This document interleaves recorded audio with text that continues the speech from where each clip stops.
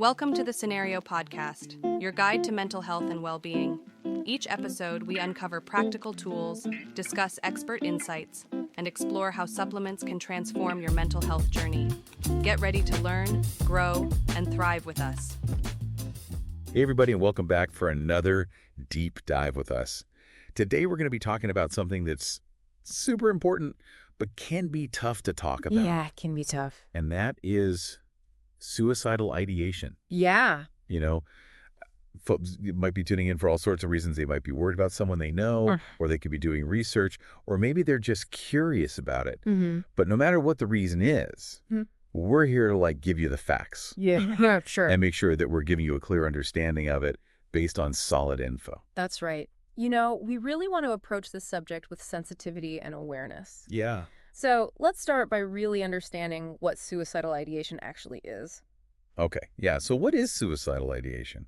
I mean, is it always a sign that someone's right on the verge of ending their life? Well, not necessarily. See, suicidal ideation is really just talking about thoughts about suicide. And these thoughts, they can range from fleeting thoughts, just something that crosses your mind, to very detailed plans of action. Oh, wow. So it's like a whole spectrum. Absolutely. So how can you tell the difference?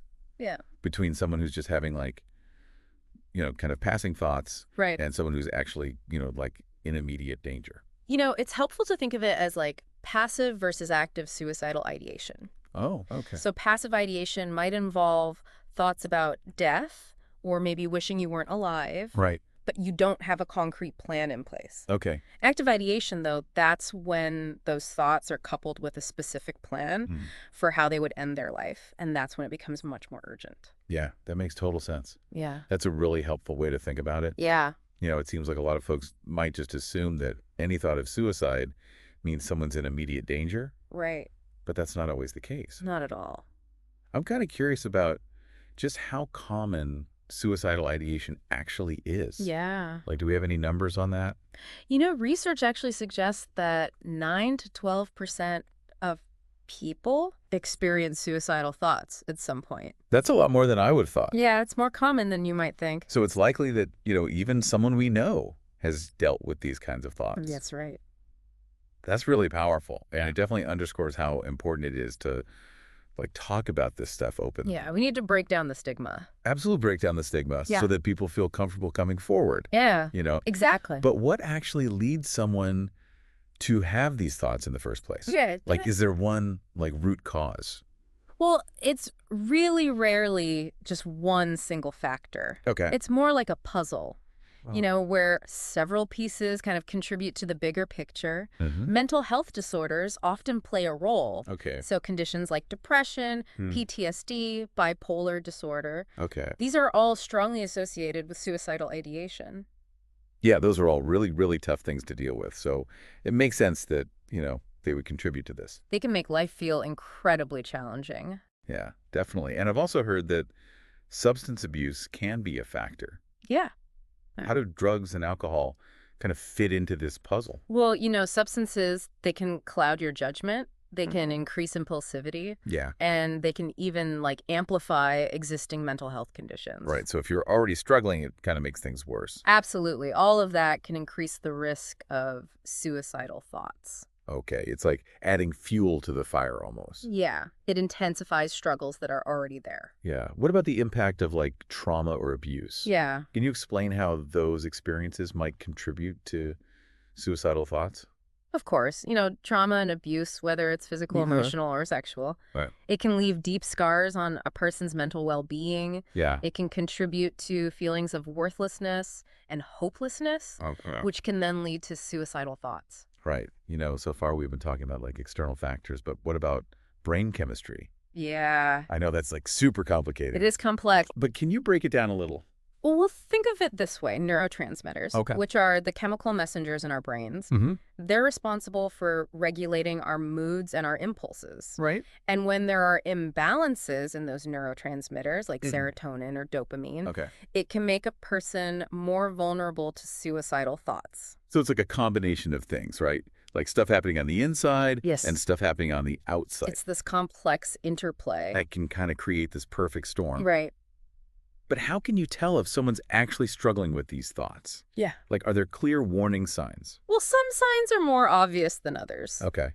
Some go beyond just saying that they want to die. Right. Changes in behavior, Yep. their mood, Right. or even their language can be red flags. So beyond someone actually, like, saying out loud, I want to hurt myself, Right. what else should we be looking out for? Well, social withdrawal is a big one. Yeah. If someone who's normally really outgoing Right. starts isolating themselves, that's definitely something to pay attention to. Yeah. Another one is sudden mood shifts, Uh, particularly going from deep sadness to a really unusual sense of calm. oh, wow. That can sometimes happen when someone has made a decision to end their life Okay. and they feel a sense of relief about it. That's kind of chilling, actually. Yeah. It makes you realize that you need to pay attention to even like the positive changes sometimes. Right. Are there any other like less obvious warning signs that we should know about? Yes, definitely things like giving away possessions Oh, okay. or making final arrangements Right. as if they're preparing to not be around anymore. Yep. That's a major red flag. Yeah. Also, increased substance use, Right. because that's often how people try to cope with overwhelming emotions. Yeah. Sounds like we really need to trust our gut, Absolutely. if something feels off. Yeah. It's always better to like check in than to just assume everything's okay. You're absolutely right. Early intervention can be critical. Yeah. And sometimes simply asking someone, "Are you okay?" can make a world of difference. Wow. Yeah. That's powerful. But what happens when someone is having these thoughts? Right. Like, what can they actually do to cope and get support? That's a great question. Yeah, we've been talking about all these warning signs. Yeah. But let's talk about what you can actually do when you're in that place. Okay. What are like the first steps? The most important thing is to reach out for help. Okay. Talking to a trusted friend or family member can be a good place to start, Mm-hmm. but professional help is really crucial, Okay. whether that's a therapist, Right. a counselor, Yeah. or even a crisis hotline. Okay. Those are all great resources. So connecting with someone who can give you support and guidance Right. is really essential. It is. What about creating a safety plan? I've heard that can be really helpful. Yeah, a safety plan is a really good idea. Okay. It's basically a personalized strategy Okay. that helps you identify your triggers, Uh-huh. what your coping mechanisms are, Right. and who your emergency contacts are. Okay, so it's like a roadmap for when things get really intense. That's a good way to put it. Yeah, and I bet that gives you a sense of control even when everything feels really chaotic. It can. Okay, good. And what about self-care? Oh, self-care is so important. Okay. Engaging in activities that boost your mood, Mm-hmm. things like exercise, Oh, yeah. meditation, or spending time in nature, Yeah. those can make a huge difference. Okay. So it's about finding those things that bring some light into the darkness. It really is. Okay, that's great advice for individuals. Yeah. But what about folks who are trying to support someone they love who's struggling? Right. Like, what are some practical things that they can do to help? One of the most powerful things you can do is just listen without judgment. Okay. You want to create a space where they feel safe to share their thoughts and feelings. Right. Without fear of criticism. So just being present Yes. and validating their experience. Exactly. Avoid offering unsolicited advice or Right. trying to fix the situation. Yeah. Sometimes just listening and letting them know they're not alone Yeah. is the most helpful thing you can do. Okay. And of course, encourage them to seek professional help. Yeah, absolutely right. Absolutely. Like if you're really worried about someone's safety, Yeah. don't hesitate to encourage them to talk to a mental health professional Right. and maybe even offer to go with them to appointments. Exactly. Be an advocate, be a support system. Be there for them. Now we can't ignore social media. Yeah. It's like the elephant in the room. Right. It seems like it has such a complicated relationship with mental health. It really does. So how does social media kind of fit into this whole conversation about suicidal ideation? It's really a double-edged sword. Okay. It can offer access to online support groups, Right. mental health resources, and even crisis intervention tools. Okay. These platforms can help people feel connected, Yeah. especially if they're feeling isolated or misunderstood. Yeah. So there's a potential for online communities to be a source of support and information. Definitely. But there's a flip side too. Oh, yeah. Like social media can also make people feel more isolated Yeah. and lead to comparisons. Right. And even cyberbullying. It can be a breeding ground for negativity. Right. And those things can make mental health struggles even worse. Absolutely. So it sounds like being mindful of how social media affects us is really important. You got to pay attention to how you feel after spending time on social media. Okay. If it's making you feel worse, Yeah. consider taking a break, Mm-hmm. unfollowing accounts that don't make you feel good, Right. or even just limiting your overall social media use. That's a great reminder. We have the power to choose what we see online Exactly. and surround ourselves with stuff that makes us feel good. That's the key. This has been a really insightful conversation so far. It We've has. covered a lot of ground, Yeah, we have. from understanding what suicidal ideation even is Right. to recognizing those warning signs and figuring out ways to cope and seek support. Exactly. But before we move on to part 2 of this deep dive, Okay. let's just take a minute to think about what we've learned so far. Sounds good. What are some key takeaways that you want our listeners to remember? If you take away just one thing, let it be this. Oh, If you notice any of those warning signs we talked about, mm-hmm. whether it's in yourself or in someone you care about, Yeah, don't wait to reach out for help. right. Trust your gut if something feels off. Yeah, It's always better to say something yeah. than to stay silent. That's such an important message. It is. And for those of you who are struggling right now, yeah, just remember you're not alone. you're not alone. Reaching out for support is a sign of strength, not weakness. We'll be right back in just a minute to continue this super important conversation in part 2 of our deep dive on suicidal ideation.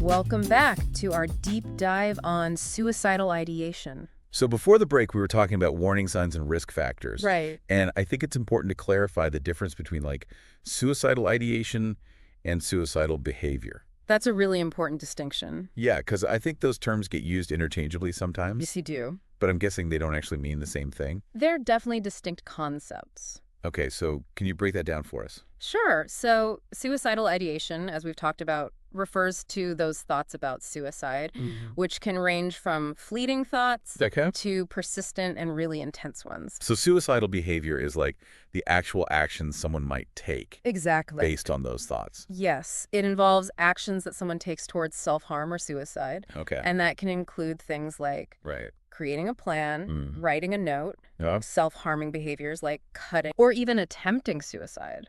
So someone can have suicidal thoughts but not actually act on them. Absolutely. That's a crucial point to remember. Okay. Not everyone who has suicidal thoughts will engage in suicidal behavior. That's good to know. But the risk of those thoughts turning into actions increases when the ideation becomes more persistent, Mhm. especially when there's a specific plan involved. It's like the thoughts become more concrete Right. and more detailed, and that's when the risk goes up. That's a good way to think about it. And that's why it's so important to get help early on. Absolutely. Early intervention is key. Because if you can address those thoughts before they escalate, Right? you could prevent them from turning into dangerous actions. Exactly. We've been talking about seeking professional help. Yes. What does that actually look like in practice? What are some of the treatments that are available for someone who's dealing with suicidal ideation? Well, treatment approaches can vary a lot, Okay. depending on the individual's needs and how severe their symptoms are. But therapy is generally a really important part of treatment. So talking to a therapist or a counselor. Exactly. Different types of therapy, like cognitive behavioral therapy. Oh, CBT. I've heard of that. Right, or dialectical behavior therapy, DBT. All right. Those can be very effective in helping people manage those thoughts and learn how to cope with difficult emotions. What about medication? Is that usually used along with therapy? Yeah, medication can be a part of the treatment plan, Oh, especially if there's an underlying mental health condition Cool. like depression or anxiety, antidepressants, right. anti-anxiety meds, Yeah. or mood stabilizers can help to relieve some of the symptoms that Mhm. contribute to suicidal ideation. So it's really about finding a personalized approach Absolutely. that addresses the individual's specific needs and challenges. You got it. It's not a one-size-fits-all kind of thing. Not at all. We talked about social media earlier Right, and yeah. how it can be both a help and a hindrance. Right, the double-edged sword. Yeah, exactly. Can you talk a little bit more about the ways that social media can actually be helpful Yeah. for someone who's struggling with suicidal thoughts? One of the biggest benefits is access to online support groups and communities. Okay, so finding people online who understand what you're going through. Exactly. These platforms can create a sense of connection and belonging, especially for folks who feel isolated or Right. like they don't have anyone to talk to. It's like having a virtual support system. It can be. Yeah, that makes sense. And social media can also be a good source of information Right. and resources about mental health. Absolutely. A lot of mental health organizations and professionals use social media to share educational content, Right. to raise awareness, and to connect people with helpful resources. So it can be a way to learn more about different mental health conditions Yeah. and treatment options and coping strategies. Exactly. That seems especially helpful for people who might not be ready to seek help in person. It can be a good first step. Or for people who just don't know where to start. Right. And I bet social media even plays a role in crisis intervention. It does. There are platforms like the Crisis Text Line Oh, yeah. where people can connect with trained counselors Oh, yeah. via text message Wow. and get immediate support when they need it. That's amazing. It's encouraging to hear about all the positive ways that social media can be used in the mental health space. It's a powerful tool. But you mentioned the downsides, too. Yes. What are some of the ways that social media can negatively impact mental health? Well, one of the biggest concerns is cyberbullying. Right. You know, the anonymity of the internet Yeah. can make people say things that they wouldn't say to someone's face. Yeah, it's easy to hide behind a screen. And for someone who's already struggling with their mental health, Right. those online attacks can be really devastating. They can worsen feelings of worthlessness and hopelessness, Yeah. and ultimately increase the risk of suicidal thoughts. That's really sad. It is. But it seems like it goes beyond just cyberbullying. It does. Doesn't social media also promote a culture of comparison? Oh, definitely. And that can really damage someone's self-esteem, Absolutely. especially if they're already struggling with mental health issues. It's like comparing your behind the scenes Right. to everyone else's highlight reel. Yeah, it's easy to forget that everyone's putting their best foot forward online. Exactly. So when you're constantly comparing yourself to these idealized versions of people, right. it's no wonder that it can lead to negative self-talk, erode your self-worth, Yes. and contribute to those feelings of hopelessness. And as we've talked about, Right. hopelessness is a major risk factor for suicidal ideation.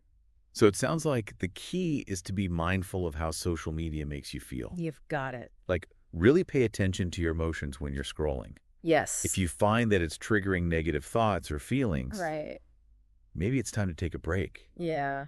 Unfollow accounts that don't make you feel good. For sure. Or even just limit your overall social media use. It's all about being intentional Yeah. with how you engage with these platforms. Yeah, and focus on the accounts and communities that actually offer support and encouragement and positivity. You have the power to create a more positive online world for yourself.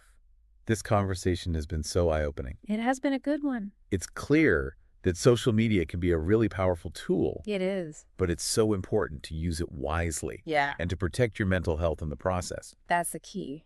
This deep dive has really shed light on the complexities of suicidal ideation. It is. You know, we've explored so much We have. from the difference between thoughts and actions Right. to recognizing warning signs Yes. and even talking about coping strategies. It's been a journey. It has. But before we move on to the final part of this deep dive, Okay. where we'll get into more specific advice and resources, Sounds good. let's take a quick pause. We'll be right back to continue this really crucial conversation.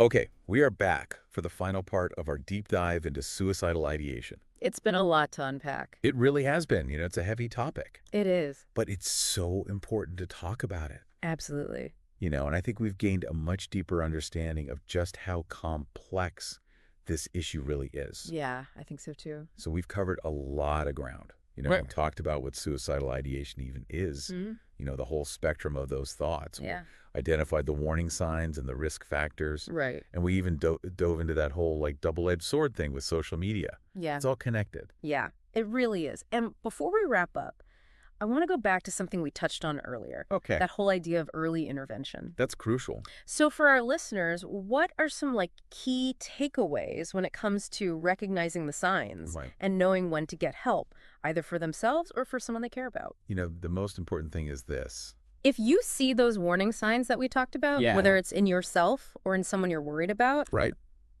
don't wait to reach out for help. Okay. Trust your instincts. Yeah. If something feels off, it's always better to say something Definitely. than to stay silent. It's about taking those concerns seriously. Yeah. Exactly. Don't just brush them off as something that will pass. Right. You never know what someone's going through. Yeah. And reaching out to someone you trust, whether it's a friend, a family member, or a mental health professional. A therapist, a counselor. Right. Whoever you feel comfortable talking to. Could literally save a life. It could. And for those of you who are struggling with suicidal thoughts yourselves, what advice would you give? Like, what can they do to cope and to find support? Yeah. If you're experiencing those thoughts, please know that you're not alone. Yeah.